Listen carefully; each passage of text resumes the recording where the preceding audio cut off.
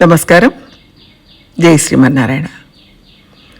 పాత సాంప్రదాయాలు, కొత్త పోకడలు. పాత పద్ధతిని పరిరక్షించుకోవాలి, కొత్త వాటిలో ఉన్న మంచిని స్వీకరించాలి. దీనికోసం చాలా కార్యక్రమాలు జరుగుతూ ఉన్నాయి. చాలా కాలంగా, అంటే 40-50 ఏళ్ళుగా శీతల పానీయాలు తాగుతూ వచ్చాం. అంతకుముందు కొబ్బరి నీళ్ళ లాంటి దేశీయ పానీయాలను తీసుకున్నాం. అది ఆరోగ్యానికి మంచిది. కానీ మధ్యకాలంలో 40 ఏళ్ళు ఈ శీతల పానీయాలు కొత్తగా వచ్చాయి, వాటిని తాగాం. మళ్ళీ ఇప్పుడు అవి తాగొద్దు, వాటిని పూర్తిగా నిషేధించండి, అది ఆరోగ్యానికి మంచిది కాదు అంటున్నారు. అలానే వాసన ద్రవ్యాలు, చాలా ఖరీదైన సబ్బులు, ఇవన్నీ వాడాం. అవి వాడితేనే శరీరం బాగా మెరుస్తూ ఉంటుంది అని విశ్వసించాం. ఇప్పుడు అదంతా శరీరానికి, చర్మానికి చెడుపు చేస్తుంది, మంచి చెయ్యదు అని అర్థమైంది. సాంప్రదాయ పద్ధతిలోనే స్నానాలు చేయడం మంచిది అని అనుకుంటున్నాం. అట్లాగే జెర్సీ ఆవులు, మామూలు ఆవులు, ఆ పాలలో A1 పాలు, B1, B2 ఇట్లా రకరకాల పాలు మార్కెట్లోకి వచ్చాయి.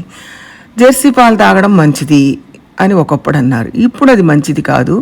నాటు ఆవులు, మన మామూలు ఆవుల పాలు తాగడమే ఆరోగ్యానికి మంచిది అని నిరూపించబడింది.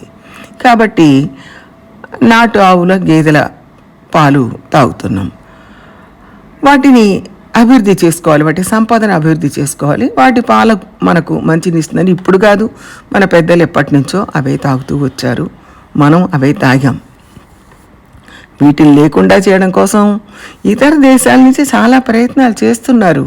కానీ అతి ప్రాచీన కాలం నుంచి మనం మన నాటు గేదెలు, ఆవుల పాలే తాగి పెరిగాం.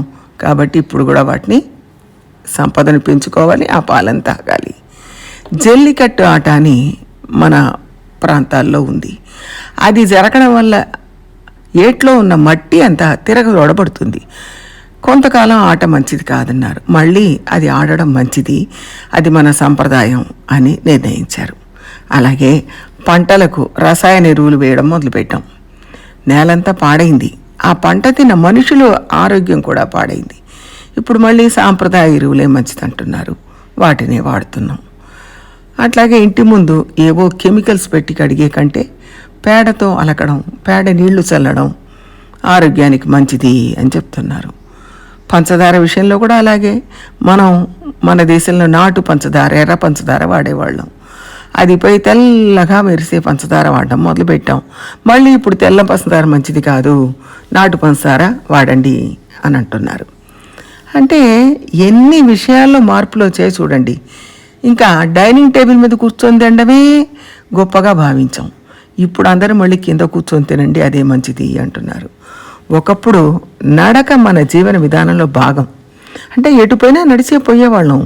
ఇప్పుడు ప్రత్యేకంగా నడక కోసం కాలం కేటాయించేసి ప్రత్యేకంగా కొన్ని ప్రాంతాలు నడవడం కోసం ఏర్పాటు చేసి నడవండి, రోజు నడవండి, తప్పనిసరిగా నడవండి అంటున్నారు. మళ్ళీ అందులో కూడా ఉదయం చేయడం మంచిదా, సాయంత్రం చేయడం మంచిదా, లేక ఇది అది కాక ట్రెడ్మిల్ ఇంట్లో పెట్టుకొని నడవడం మంచిదా, బయట ప్రకృతిలో నడవడం మంచిదా అని రకరకాల చర్చలు.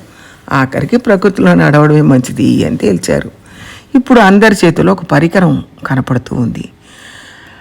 అది చేతిలో పట్టుకొని ఎక్కడెక్కడ తిరుగుతున్నా దాన్ని పెట్టుకొని మన వాళ్ళతో మాట్లాడుతూ ఉంటాం. అది అందరికీ రోజులో ఆరో ప్రాణం అయిపోయింది. అది చేతిలో ఉండడం వల్ల పిల్లలతోనూ కుటుంబంతోనూ గడిపే సమయాన్ని అది పాడు చేస్తుంది అని ఇప్పుడు అంటున్నారు. చేతిలో ఉన్న సెల్ ఫోన్ వాల్యుబుల్ టైం అంతా తినేస్తోంది. ఇప్పుడు మొబైల్లో మాట్లాడే సమయాన్ని తగ్గించండి అంటున్నారు. అలాగే మన వాళ్ళు దంపుడు బియ్యం తినేవాళ్ళు. మధ్యకాలంలో అది మంచిది కాదు, పాలిష్డ్ రైస్ తినాలి, అదే మంచిది అన్నారు. తెల్లగా మల్లె పువ్వులాగా బియ్యం ఉండాలనుకున్నాం. ఇప్పుడు అయ్యో తెల్లటివేవి వాడకూడదు, అది మంచిది కాదు, మళ్ళీ పాత పద్ధతిలో దంపుడు బియ్యం తినండి అంటున్నారు. ఇదంతా మన పెద్దలు పాటిస్తూ వచ్చినవే. అంటే వాళ్ళు ప్రకృతిలోనే జీవించారు, ప్రకృతిలో మమేకమయ్యారు. మన సనాతన ధర్మం ఇదే చెప్తుంది. పాత్రలు శుద్ధి చేయాలన్నా కూడా ఆవు పేడతో చేసేవాళ్ళు. అంటే బ్యాక్టీరియా మొత్తం పోవాలి. ఆవు పేడలో బ్యాక్టీరియాని పోగొట్టే గుణం ఉంది. గాజు సీసాల్లో తినే పదార్థాలు ఉంచడం మంచిది కాదు, ఆచారం కాదు అన్నారు. వాటిలో ఉంచినవి తాగొద్దు అన్నారు పెద్దవాళ్ళు. మనం మంచినీళ్ళలాగా కొబ్బరి నీళ్ళు తాగడం అతి ప్రాచీన కాలం నుంచి అలవాట్లో ఉంది.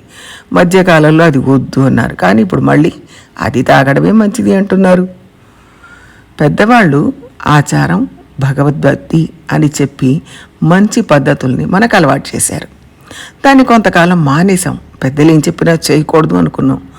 ఇప్పుడు మళ్ళీ మనం వెనకకు ఆలోచించి అవన్నీ స్వీకరిస్తున్నాం.